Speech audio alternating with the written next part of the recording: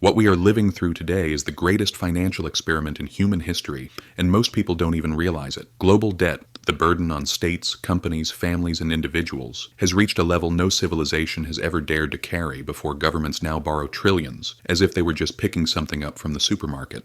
Central banks create money at the press of a button. People sign 30-year mortgage contracts almost as casually as doing their daily shopping, and yet we still talk about debt as if it were something normal, harmless, even permanent. But the truth is much more disturbing. Debt has always been a tool of power, a weapon of control, and a mechanism wired to explode, waiting for the right spark. The real question we should be asking is not whether today's colossal global debt burden will trigger a crisis, but when it will. And when that great reset moment comes, who will actually pay the bill? To understand how we ended up here, we need to go back to the roots of debt.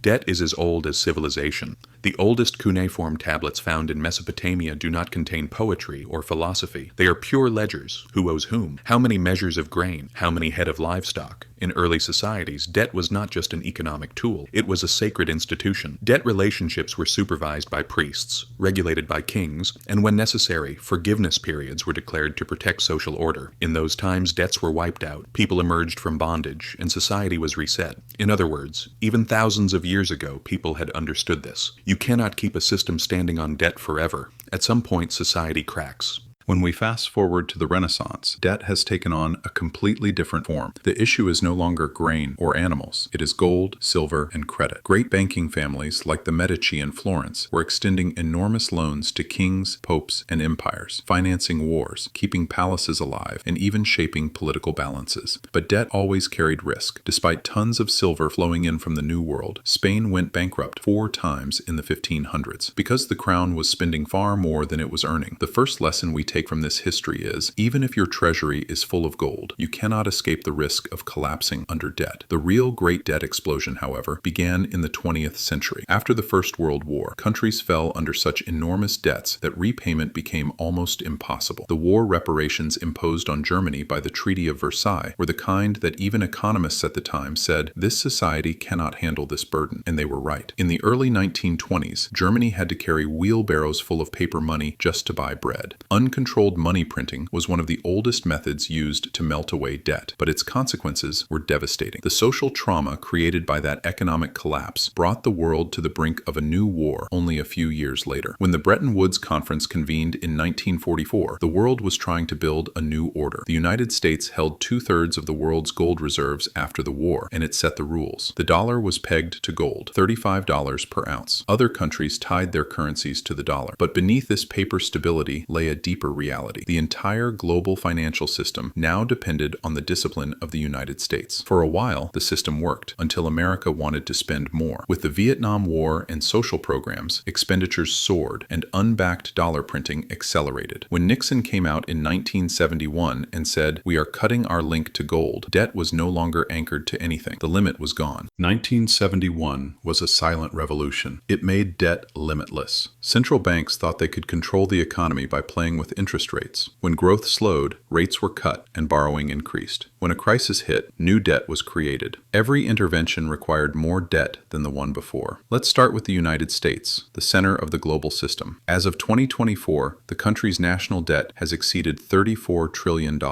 That number is so large that it feels like an abstract figure now. But if you translate it into reality, it means that every single taxpayer carries hundreds of thousands of dollars of burden on their shoulders. Even interest payments alone are now rivaling defense expenditures. In other words, the world's largest superpower has to take on new debt just to pay the interest on the debt it took on in the past. And this situation is not unique to America. In Europe, in countries like Italy and Greece, the ratio of debt to national income is still above 100%. In China, the debt explosion has been spread across municipalities, local banks, and state-owned enterprises, creating a shadow pool of debt that looks calm on the surface, but in reality is far more dangerous. Wherever you look, debt has metastasized. And this trap is not only economic, it is psychological. Politicians love debt because it buys time. Raising taxes angers voters. Cutting spending creates even bigger backlash. But borrowing? It seems to affect no one directly. It will be paid back later anyway, they say. Future generations are not considered. This illusion works for years until interest rates rise. From 2022 onward, as central banks raised rates to break inflation, the true cost of debt suddenly became visible. States States were confronted with budget squeezes. Families saw their mortgage payments rise. Companies watched their refinancing costs explode.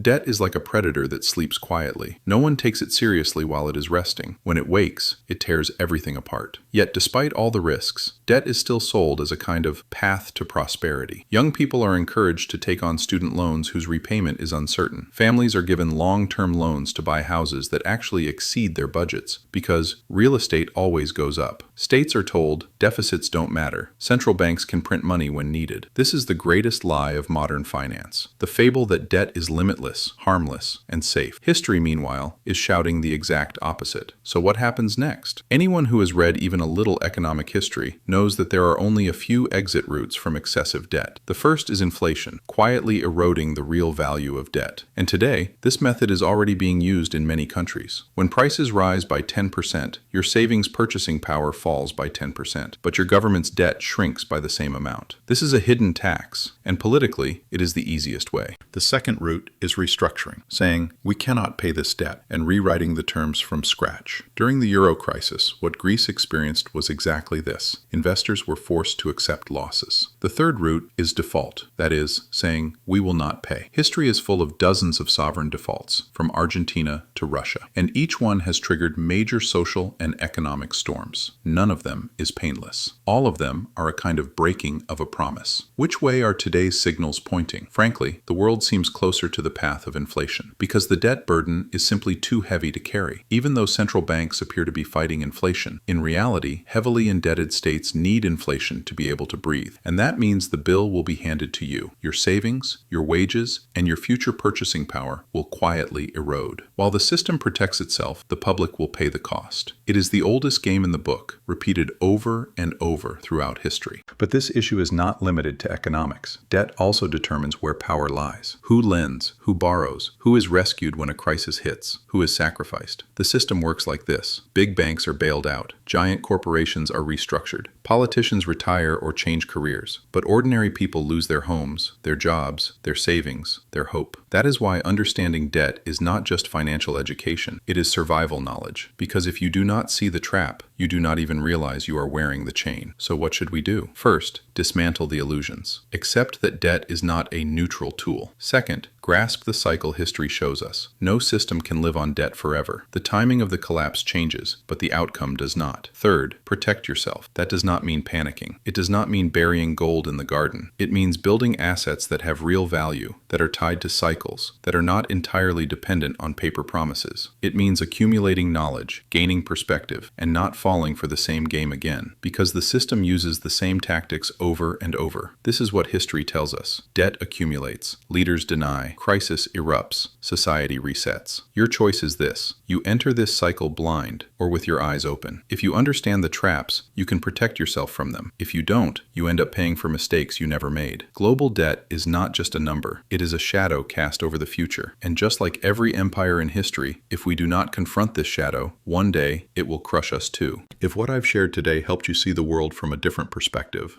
don't forget to subscribe. Because history always has an answer, you just need to look from the right angle. And I'm here to help you find those answers buried in the dusty pages of financial history.